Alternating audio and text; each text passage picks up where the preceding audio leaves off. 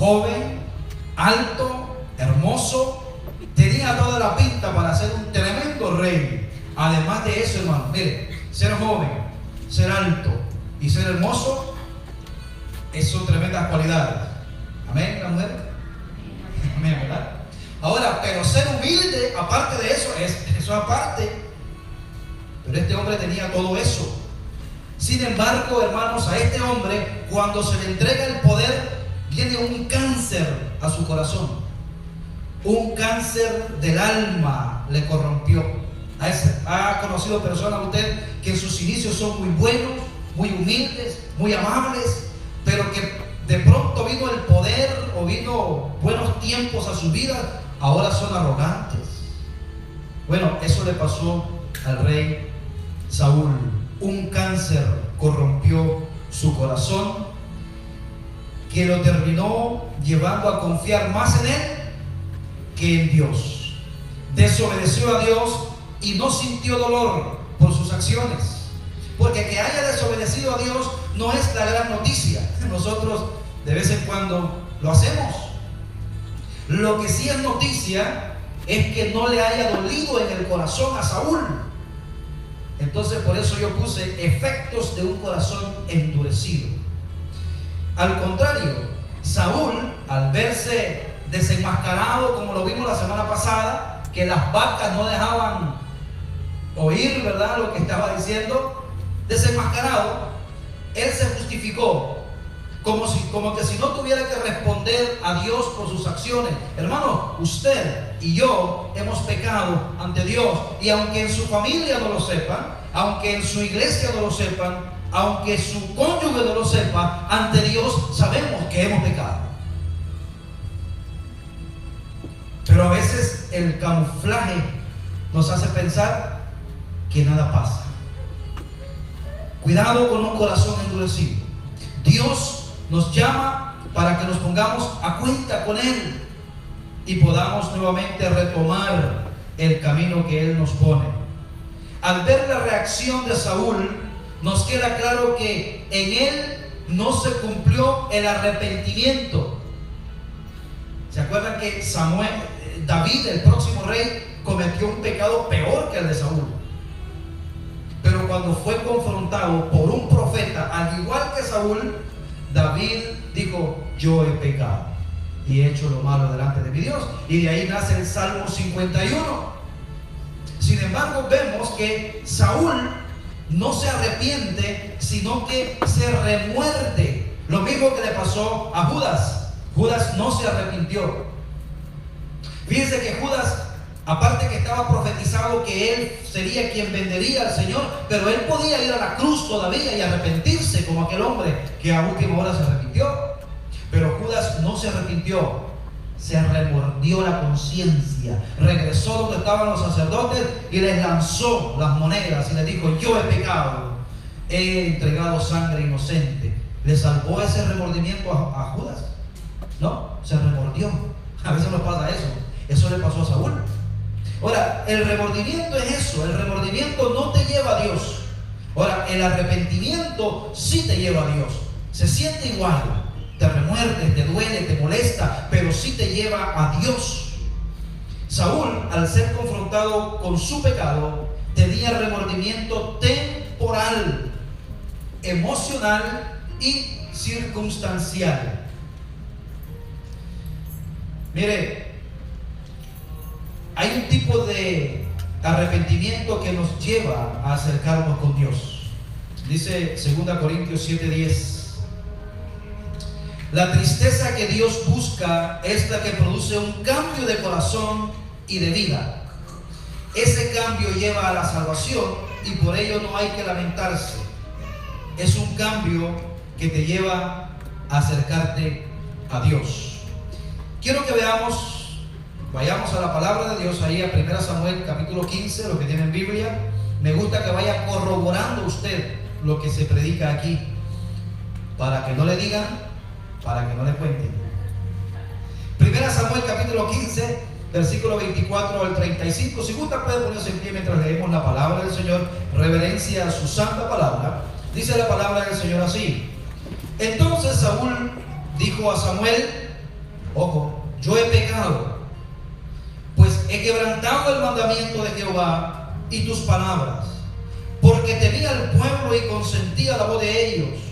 Perdona pues ahora mi pecado, así liviano, y vuelve conmigo para que adore a Jehová.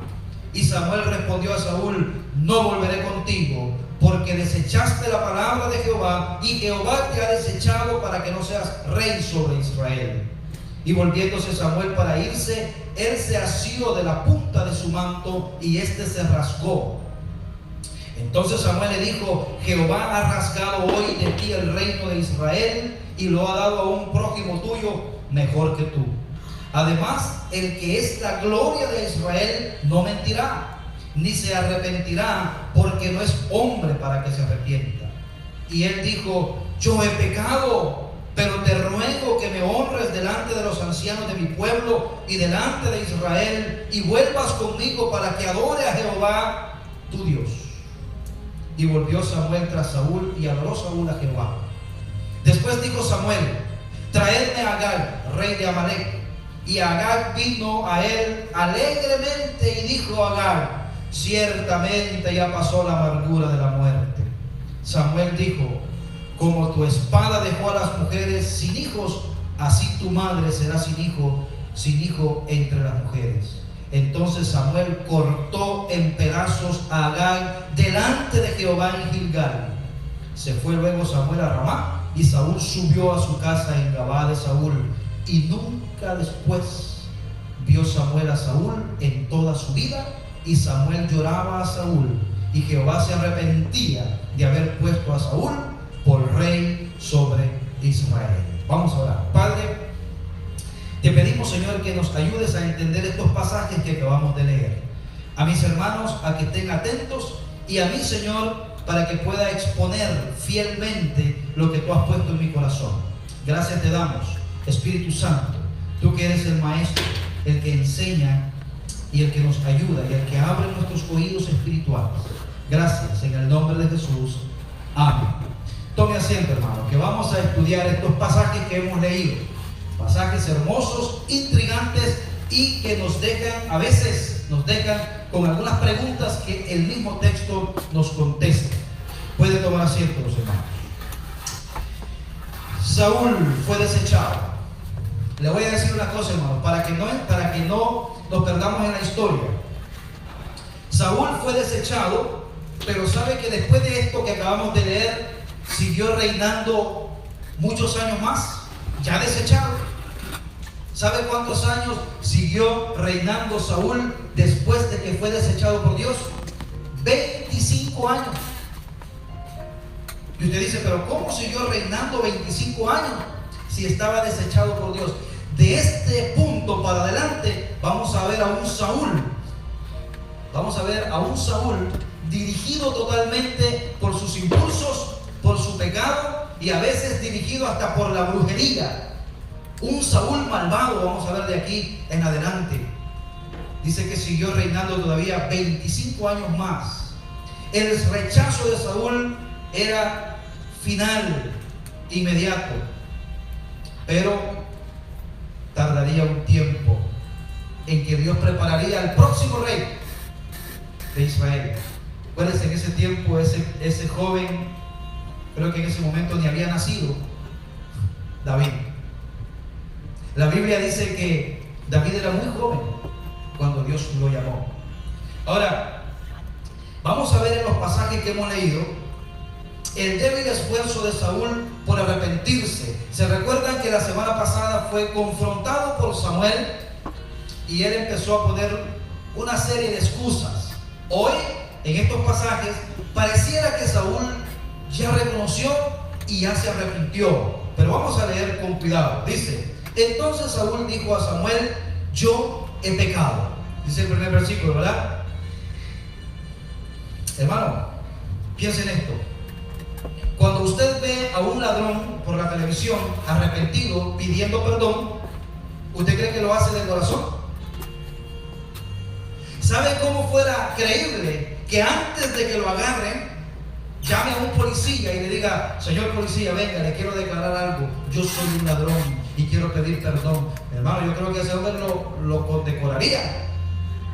Pero ¿sabe por qué está pidiendo perdón? Porque ya lo atraparon. Porque quiere ver de qué manera aplaca un poco las circunstancias o las consecuencias. Esa es la forma de el perdón que vemos de Saúl aquí. Dice, yo he pecado. Es provocada por su preocupación, por las consecuencias, más que por el dolor de haber ofendido a Dios. Hermano, la verdadera confesión es cuando nadie lo sabe, es cuando solamente usted y Dios lo saben y usted viene ante Él a humillarse. Esa es la verdadera adoración o el verdadero arrepentimiento. ¿Cuántos yo he pecado? Puse yo aquí mis notas. Hemos expresado nosotros siguiendo la misma idea de Saúl. ¿Cuántas veces por el temor de lo que nos pueda pasar venimos, ay Señor, perdóname? Pero no porque nos dolió haberle ofendido, es porque si se dan cuenta de lo que estoy haciendo. Esa es la idea de Saúl. Pues he quebrantado el mandamiento de Jehová y tus palabras, porque, lea bien, porque temía al pueblo y consentía la voz de ellos. Perdona pues ahora mi pecado y vuelve conmigo para que adore a Jehová. ¿A quién le estaba pidiendo perdón Saúl? No le pida perdón al hombre cuando a quien ha ofendido es a Dios. ¿Qué diferencia vemos en David que dice, yo he pecado contra ti he pecado? Dice David. Pero ¿cómo yo puedo pecar contra Dios? ¿Cómo David pudo pecar contra Dios si fue al esposo de Betsabé, a Urías, a quien mató? Sí, porque él sabe que primero para matar a alguien tuvo que haber quebrantado el mandamiento que dice. Entonces, ¿a quién fue el primero que ofendió? Cuando usted daña a otra persona, lo primero que usted hizo fue quebrantar el mandamiento de que ames a tu prójimo. ¿Cómo?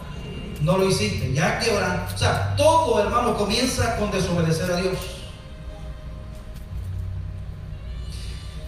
Yo he pecado, pues he quebrantado el mandamiento. Las palabras de Saúl comienzan con una confesión genuina. ¿Había pecado o no había pecado? Sí, había pecado, pero cambió conforme continuó hablando y dijo, aquí está el problema, porque temía al pueblo. Ve cómo dice, yo pequé, pero no fue mi culpa. Sigue culpando. Mire, cuando estudiamos estos pasajes así, nos damos cuenta entonces cuál era la intención de Saúl. Yo pequé porque temí al pueblo y consentí a la voz de ellos. Por eso fue que pequé. A veces decimos nosotros, no, yo, ¿sabes qué? ¿Por qué te hice lo que te hice? Porque tú. O yo hice esto, ¿por qué? O yo tuve que robar, ¿por qué? No hay, cuando ponemos un por qué, ya no, o sea, no es genuina el arrepentimiento. Su arrepentimiento no era genuino todavía insistía en culpar al pueblo. Pastor Miguel, ¿por qué tú haces eso? No, porque los hermanos. No, contigo es la cosa. Y así mismo con cada uno de nosotros. No, porque en esa iglesia, no señor. Cuando usted escuche a alguien que está poniendo a otra persona para no reconocer su pecado, todavía tiene un corazón endurecido. Y esos son los efectos. El efecto número uno de un corazón endurecido es culpar a otro por su pecado. No, porque el pueblo. Saúl se negó a tomar responsabilidad por su pecado y en vez de eso culpa al pueblo. Cuando no pudo negarlo más, se tomó su tiempo para hacer una confesión forzada y disimulada. Llevada a cabo más por el peligro, ya lo hablamos, ¿verdad? Intentando sacar lo mejor de un mal asunto. Ya sabía que su situación estaba perdida. Déjame ver qué saco de aquí. Hermano, por más excusas que nosotros podamos dar, nosotros como humanos lo vamos a entender, ¿verdad? Pastores que viven, está bien, no vamos a hacer nada. Entre usted y Dios, ¿cómo está? Yo vuelvo y repito esto porque viene al caso. El pastor que yo tuve, el primer pastor, no me creía. Miguel, ¿por qué no viniste ayer a la iglesia? No, pastor, que como así una historia. Cuando terminaba me decía, hoy dime la verdad. Ya él venía de por allá. Al decir porque temía al pueblo, trata de justificar un pecado con otro. Mire, ¿usted cree que era válida la excusa? No, Señor, no te obedecí porque temía al pueblo. Mire, él en su terquedad, en su dureza de corazón, no se dio cuenta que era queriendo tapar un pecado con otro. Te desobedecí porque temía al pueblo. ¿Cuál es el segundo pecado? Solamente a Dios hay que temer. Y cuando dice aquí la palabra temer, no está hablando de miedo, está hablando de obedecer. Obedecí la voz del pueblo antes que la tuya, porque el pueblo me estaba presionando. Si hubiera temido más a Dios, hubiera tenido que temer menos al pueblo. Piensen en esto, hermano, esta es una cápsula. Si usted le teme más a Dios, le va a temer menos al hombre. ¿Por qué? Porque si usted es obediente con Dios, usted va a ser obediente con los demás. Viviríamos más tranquilos si fuéramos más obedientes al Señor. ¿Cuál era el gran problema de Saúl? Saúl quería quedar bien con el pueblo, pero no se puede quedar bien con el pueblo desobedeciendo a Dios. Mire, hermano, este es un camino de dos vías: o bien con Dios o bien con el mundo, pero no puede tener bien a Dios y al mundo. Le voy a decir una cosa, hermano: trate de ser valiente y obedezca a Dios aunque sea difícil. ¿Y sabe qué? Dios lo va a recompensar, porque Dios no es hijo de hombre. Ahí mismo en el pasaje dice, ¿verdad? Dios no es hijo de hombre. Si usted le es fiel a Dios, aunque sea difícil, Dios lo va a recompensar. Saúl era un hombre que quería quedar bien con los demás. Mire, Proverbios capítulo 3 es un proverbio hermoso que nunca se le olvide. Versículos del 3 y 4 dice: nunca se aparten de ti la misericordia y la verdad. Es la palabra de Dios. Átalas a tu cuello, o sea, que eso sea tu... No salgas sin eso. Deja tu celular si quieres, pero nunca salgas sin la misericordia y la verdad. Átalas a tu cuello, póntelas como un cinturón, escríbelas en la tabla de tu corazón. Mire, y aquí está lo que Saúl quería encontrar: y hallarás gracia y buena opinión ante los ojos de Dios y de los hombres. Solamente cuando somos fieles a la palabra de Dios hallaremos buena opinión ante los hombres y ante Dios. Saúl quería buena opinión ante los hombres, desobedeciendo la palabra de Dios. No va. Palabra de Dios. No puede tener las dos cosas. Sí puede tener las dos cosas si usted pone a Dios primero. Dios le dará buena opinión para con él y para con los hombres.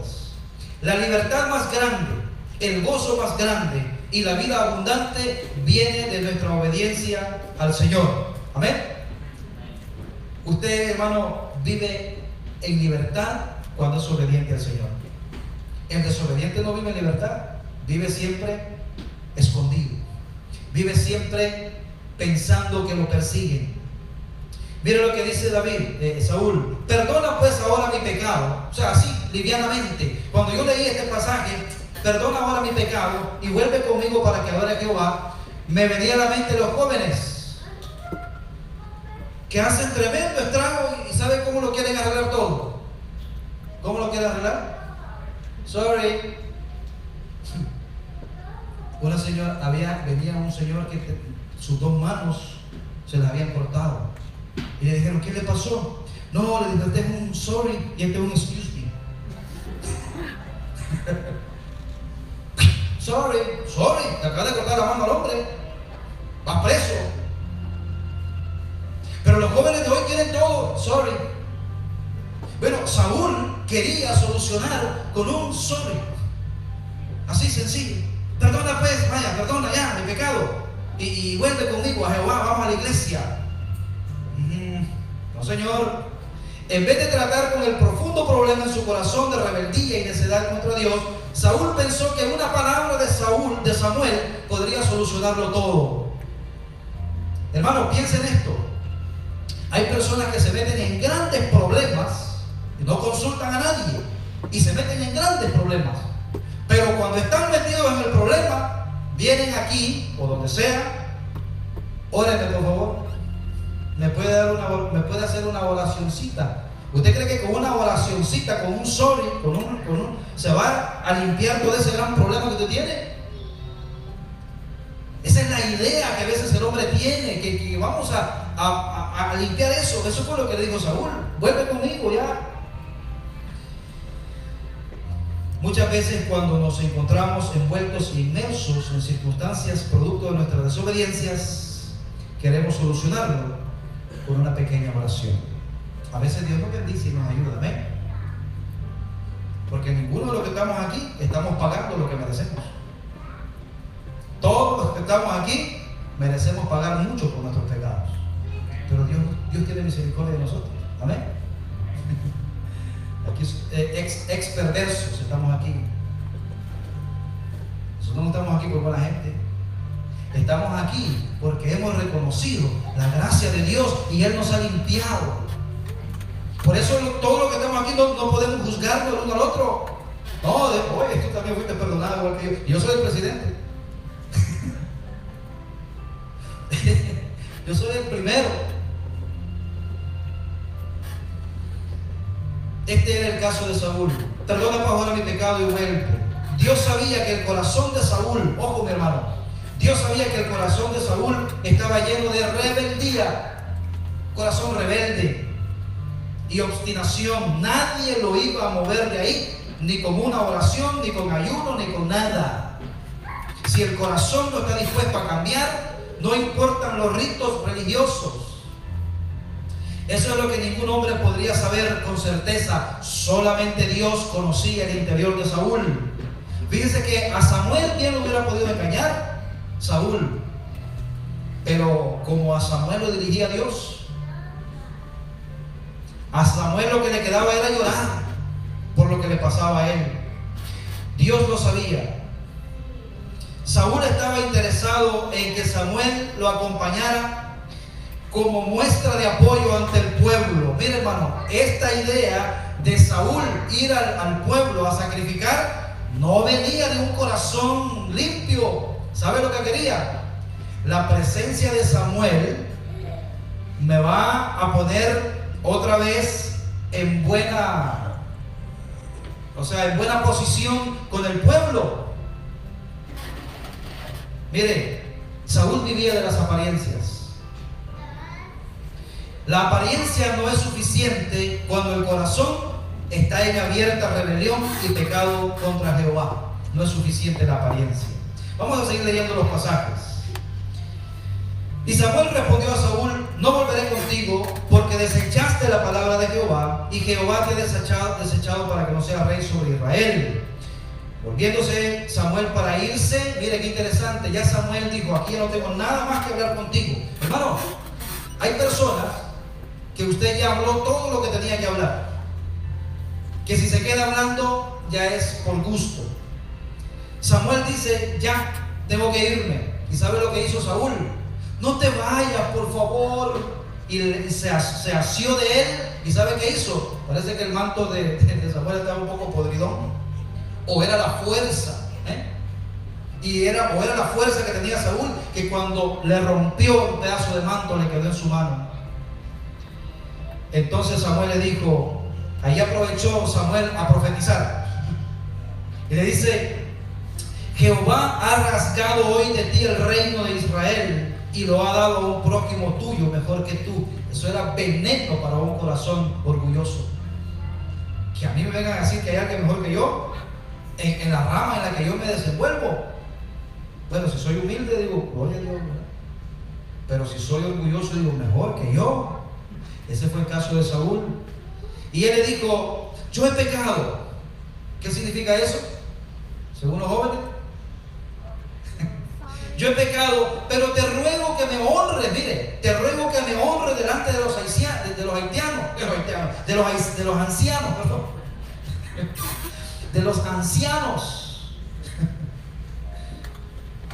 concentren, por favor. ¿Qué era lo que le interesaba a Saúl? Tener honra ante los hombres, aunque su corazón estaba perdido. Ante los ancianos de mi pueblo y delante de Israel, y vuelvas conmigo para que adore a Jehová tu Dios. ¿Usted cree que quería adorar a Dios? ¿Era deseo de él venir a adorar a Dios? No, Señor.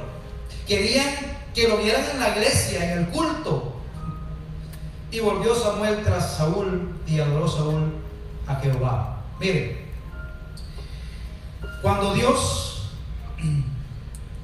habla a los hombres, o sea, cuando Dios habla, los hombres tienen que callar. Samuel dijo: ya no tengo nada más que decirte. No había nada más que hablar. Samuel le dijo: no volveré contigo. Saúl quería ir para que el pueblo viera que tenía todavía el respaldo de Dios. ¿Sabe que pienso que Samuel no quiso que ir a adorar con Saúl? Porque la adoración requería sacrificio, en este caso de animales. ¿Qué clase de animales cree usted que iba a llevar Saúl a ese sacrificio? Los que había traído de Amalek. Samuel le dijo: no, Señor. Él se asió de la punta de su manto y este se rasgó. Ese día, el juicio cayó sobre Saúl. Y fue un juicio que fue decretado por Dios, hermanos. Y el decreto divino nadie lo puede revocar. Cuando Dios habla, ningún hombre puede ya deshacer. La acción desesperada de Saúl nos proporciona una vívida lección sobre cómo el reino le será arrebatado. Así como el pedazo de túnica quedó en la mano de él, así el reino de Saúl sería cortado para siempre. Ahora, él gobernaría. Porque ¿cuántos años quedó Saúl todavía gobernando después de ser desechado? 25 años. ¿Sabe cómo estaba Saúl? Gobernando en la carne, desechado por Dios. Porque usted dice: ven, no, ¿qué pasó? ¿No que me iban a desechar? Miren, si usted ve desde el capítulo 16 para allá, por eso le dije que de aquí para allá lea, y se va a dar cuenta que Saúl es un hombre malvado. Un espíritu malo viene, dice, a atormentarlo. Y allí aparece David en la escena, ese joven que toca el arpa, y solamente cuando le ponen musiquita de cuna, David tocando el arpa, él se tranquiliza. Como: duérmete, mi niño, ¿verdad? Pero lo que no sabía es que ese que había usado Dios para que calmara sus locuras era el próximo rey de Israel. Pobrecito de David. Hermano, lo que sufrió David en manos de este loco, porque después era el loco de Israel. Saúl, un hombre despreciado por Dios.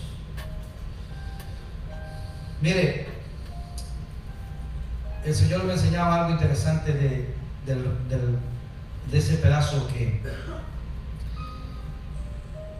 de túnica que quedó en la mano de Saúl. Y es que el orgullo de Saúl hizo que se aferrara y se obstinara con el reino. Él se quería aferrar al reino aún a costa de lo que sea. Yo puse aquí: cuando te aferras a lo que más amas, terminas destruyéndolo. Cuando tú te aferras. Y aquí va una lección para los matrimonios. Oye, que yo lo amo y te aferras, eso lo vas a terminar matando. En este aspecto, Saúl fue fuerte en ese sentido. Hay una anécdota de un niño que fue al mercado. Y en aquellos tiempos, yo no sé si usted se acuerda que habían pollitos que los pintaban. Y estaban en una cajita los pollitos.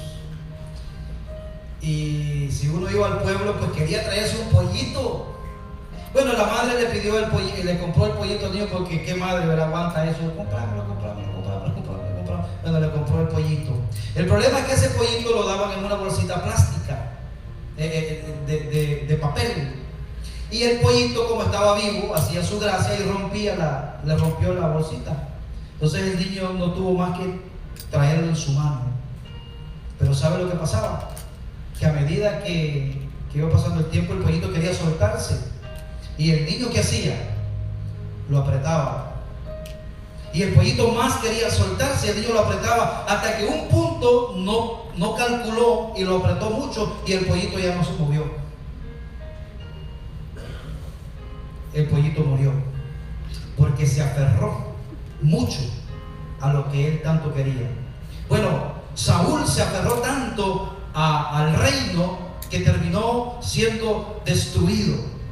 Si Saúl hubiera dejado que Dios lo gobernara, él hubiera sido el rey. En este aspecto Saúl era lo opuesto a Jesús, porque en Jesús vemos un rasgo distintivo. Filipenses 2, 6, 7 dice: el cual siendo en forma de Dios, no estimó al ser igual a Dios como cosa ¿a qué? Aferrarse. Jesús no se aferró al reino. No, mi gloria, no, Señor, yo no voy a ir. No, dice que se despojó a sí mismo, tomando forma de siervo, hecho semejante a los hombres. Quiero que piensen en algo, hermanos. Nunca se aferre a algo que Dios le está diciendo que tiene que soltar. Y nunca suelte algo que Dios le está diciendo que usted tiene que sujetar. Jesús estuvo dispuesto a dejar ir toda su gloria, pero Saúl insistió en aferrarse. Así que Saúl lo perdió todo. El que se aferra desesperadamente a algo, lo va a perder. Mientras que Jesús, que se despojó, ¿qué pasó? Lo obtuvo todo. La gloria de Israel, dice el pasaje, no mentirá ni se arrepentirá. Sigue diciendo el versículo. Saúl tal vez haya pensado que habría una forma de solucionar el problema cuando quería que Samuel fuera con él a adorar. Él se preguntaba, ¿qué podía hacer para arreglar esto? Samuel le dejó saber que no había nada que hacer. Esto era definitivo. Fíjense que aquí Samuel le dice algo interesante. La gloria de Israel. La gloria de Israel. Yo creo que cuando Samuel dice estas palabras, Saúl se siente herido en su amor propio, porque dice, bueno, pero si la gloria de Israel soy yo el que Dios ha levantado para que Israel pelee contra sus enemigos. Ahora, esto es interesante. Vamos a ver cómo Saúl encubría su pecado. Vamos a volver a la lámina anterior, donde están los versículos. Le estaba diciendo a Samuel que fuese a cumplir juntos los ritos de adoración. Vamos a la iglesia, vamos. Y así el pueblo no sabría que había sido desechado como rey. Mire, lo más terrible que le puede pasar a un hombre orgulloso es que los demás se den cuenta que lo han desechado. Últimamente, hermanos, hemos visto líderes que han sido descubiertos. Un líder político hace poco, que antes de enfrentar la burla y antes de enfrentar la humillación, ¿qué hizo? Se suicidó. O un actor recientemente lo mismo. Y así vemos que cuando las personas orgullosas los confrontan y no quieren dar su brazo a torcer, deciden mejor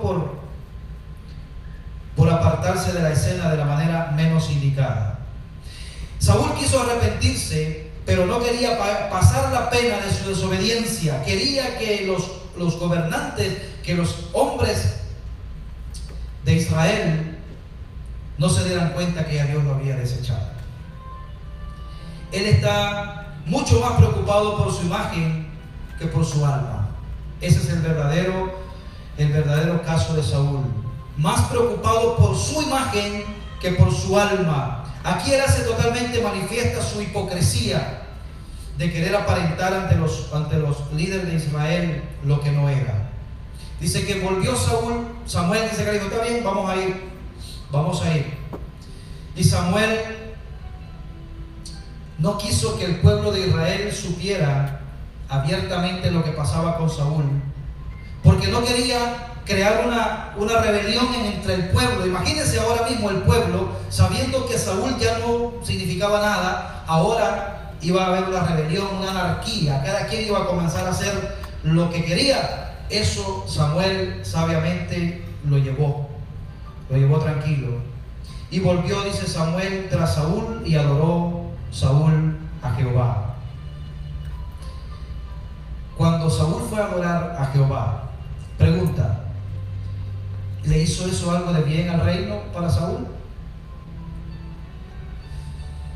Ya no. La semana pasada hablábamos que Saúl desperdició su segunda oportunidad. Hermano, hay cosas que por más que usted quiera, ya no las puede recuperar. No hizo ningún bien para regresar el reino a Saúl. Esa era una decisión que Dios había tomado ya por la conducta del rey Saúl. Fíjense que en cuanto al reinado ya no se podía hacer nada, pero se podía hacer algo más por la vida espiritual de Saúl. Ir a adorar a Dios, claro. Tal vez ya el reinado no, pero Saúl hubiera podido humillarse y conectarse nuevamente con el Dios de Israel, pero no lo hizo. Vamos a ver rápido el versículo 32. Ya llegaron ahí a adorar. ¿Sabe quién estaba ahí guardado todavía? ¿No lo habían matado? Agag. Y aquí se va a poner interesante esto ya por el final. Después dijo Samuel, traedme a Agag, rey de Amalek, después que habían adorado. Quizás Amalek oyó que cantaban alabanza, ¿verdad? Que Saúl vino, que ya había pasado lo fuerte de la batalla, el siervo de Dios, el profeta de Dios, estaba todo tranquilo, habían hecho el culto. Nunca se hubiera podido imaginar a Agag que después del servicio espiritual lo iban a matar, ¿verdad? Si estaban tan espirituales los señores. Miren lo que dice el versículo. Después dijo Samuel, después de haber adorado, traedme a Agag, rey de Amalek. Y Agag vino, yo quiero que vea esta frase. ¿Cómo vino? Fíjense que esa frase para nosotros da que vino contento, ¿verdad? Pero en el original y a través de la cultura, cuando a un rey, cuando a una persona le habían perdonado la vida, hacían ciertos rituales. Aquí solamente nos dice que vino alegremente. Y dijo Agag, ciertamente ya pasó la amargura de la muerte. Como que dice, me libré. Ya pasó la amargura, ya pasó lo terrible de la guerra, ya volví a ver a Saúl, vi que vino con el siervo de Dios, entraron al culto, hicieron sacrificio, ahora yo no creo que me vayan a matar, creo que ya pasó la amargura de la muerte. Y Samuel dijo, ahí se le empezó a quitar la sonrisa, porque acuérdense, hermano, Samuel era un hombre de Dios, y Samuel sí obedecía la palabra de Dios. Mire lo que le dice Samuel a Agag. Como tu espada dejó a las mujeres sin hijos, así tu madre será sin hijo entre las mujeres. Bonita la poesía que le hizo, ¿no? Entonces Samuel cortó en pedazos a Agag delante de Jehová en Gilgal. Hermano, este es un pasaje espeluznante. Lo cortó en trocitos. Esta es una ilustración de cómo se trata con el pecado. Los amalecitas es un símbolo de ¿qué? Dijimos, del pecado. Cuando Samuel toma a Agag, le muestra a Saúl y le dice, Saúl, con el pecado, así es como se debe de actuar. No guardarlo, no perdonarle la vida, porque tarde o temprano te va a destruir a ti mismo. Al pecado hay que matarlo de raíz. Esa era la enseñanza. El problema aún no estaba resuelto para Samuel. Samuel todavía sabía que no se había cumplido la palabra de Jehová. Aún estaba el asunto de la obediencia incompleta de Saúl, y Samuel tuvo que venir a cumplir la orden de Dios de destruir todo. Lo de Amalek Y dijo Agar, aquí ciertamente ya pasó la amargura de la muerte. Hermanos, ahí la Nueva Traducción Viviente dice de este pasaje: Agar, lleno de esperanza, porque pensó, seguramente ya pasó lo peor y he sido librado de la muerte. Quiero leerles lo que dice la cultura cuando alguien era librado. Dice: en la antigüedad, cuando alguien se creía a salvo de un problema inminente, se encadenaban y vertían vino como señal de gozo. O sea, puede ser que se encadenaba e iba virtiendo vino, que el vino representa el gozo. Esa era una. Otros caminaban de espaldas lanzando vino hacia atrás. Otros creen que Agar llegó danzando la danza de la muerte. O sea, creen que así llegó de contento, danzando, cantando, según la cultura, ya que he escapado de la muerte de las manos de un príncipe de guerra y en la furia de la batalla. Ciertamente nunca sufriré muerte en manos de un viejo profeta en tiempo de paz. Seguramente se preguntaba Agar. Pero ¿cuál fue la respuesta? Como tu esposa dejó a las mujeres sin hijos, así tu madre será sin hijos entre las mujeres. Agar era un perverso y violento líder de un perverso y violento pueblo. El juicio de Dios contra él y los amalecitas era justo. Así es que la forma de ejecución, ya como conclusión, la forma de ejecución que hace el profeta Samuel no es descabellada. Es la forma en que Dios nos pide que tenemos que tratar con el pecado. Entonces Samuel cortó en pedazos a Agar delante. Yo lo que quiero que usted vea esta parte, hermanos. ¿Delante de quién cortó en pedazos a Agar Samuel? Delante de Jehová. ¿Por qué? Porque Jehová había dado la orden de que ese amalecita tenía que morir. Como decir: mira, Señor, aquí te estoy obedeciendo delante de ti. Esta fue una acción de juicio divino para exhibir la santa ira de Dios contra el pecado. Hermanos, el pecado, aunque parezca bonito e inocente, es perverso y es traicionero. Deséchelo.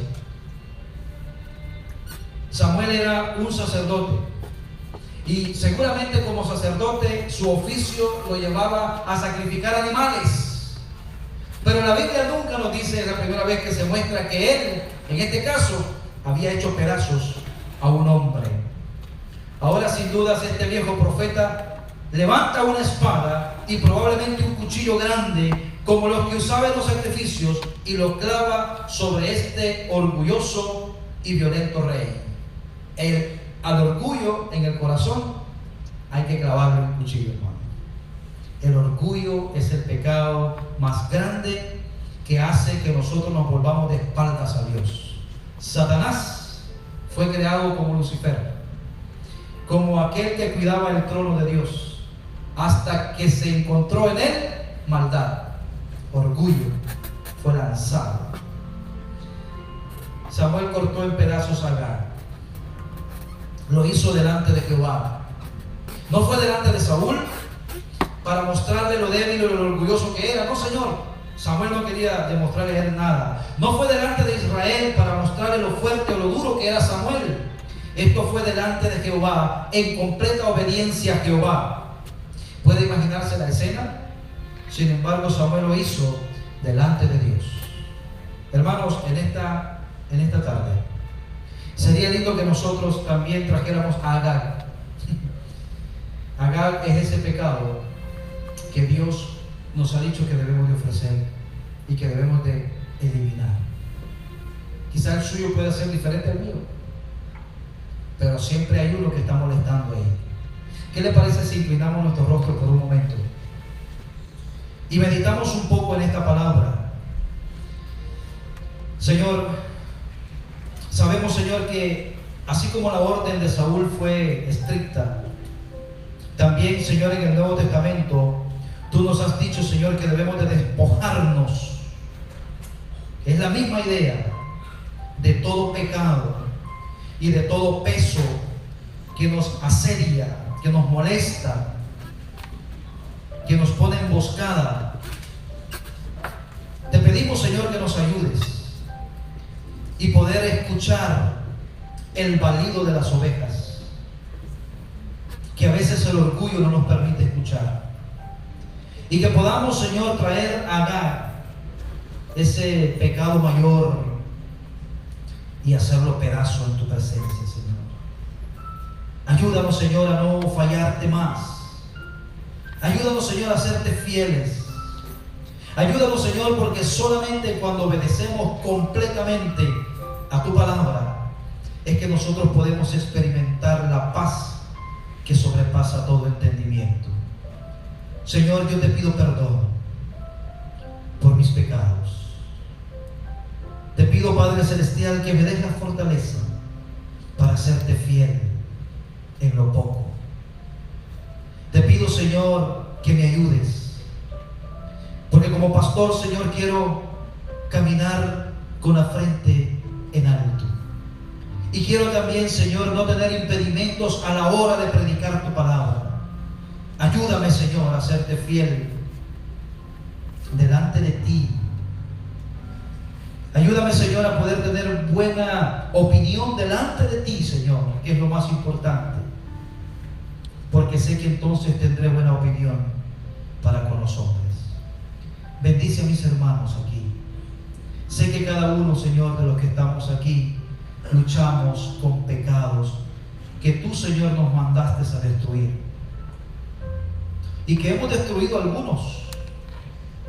Lo que no servía, lo débil. Quizá he dejado de hacer ciertas cosas, o he comenzado a hacer otras en obediencia, pero quizá he perdonado lo mejor ante mis propios ojos, y quizá he traído vivo a Agar. No he renunciado a esos pecados ocultos. Señor, bendice a tu pueblo, Señor, y perdónanos, Señor, y límpianos en esta tarde, Señor, de todo pecado, de toda maldad. No podemos orar por el otro en este momento. Tengo que orar por mí. Tengo que pedirte por mí, Señor, para que sea tu gracia, tu bendición y la sangre preciosa de Cristo Jesús, que nos limpia de todo pecado, nos pueda limpiar, Señor, de cualquier pecado que nos está haciendo caminar de espaldas contigo. Señor, bendice a tu pueblo. Límpianos, Señor. Te damos gracias. Nos ponemos en tus manos, Señor, y te pedimos que nos ayudes para poder llegar a casa o donde sea y poder destruir ese amalecita que está ahí, y poder, Señor, levantar nuestra cabeza y poder seguir y decirte: Señor, ahora sí he cumplido. Ayúdame, Señor, quiero seguir siéndote fiel. Padre, bendice a la congregación, bendice a cada uno de mis hermanos. Gracias por habernos hablado en esta tarde. Nos ponemos en tus manos, Señor, en el nombre de Jesús. Te damos gracias. Amén y amén.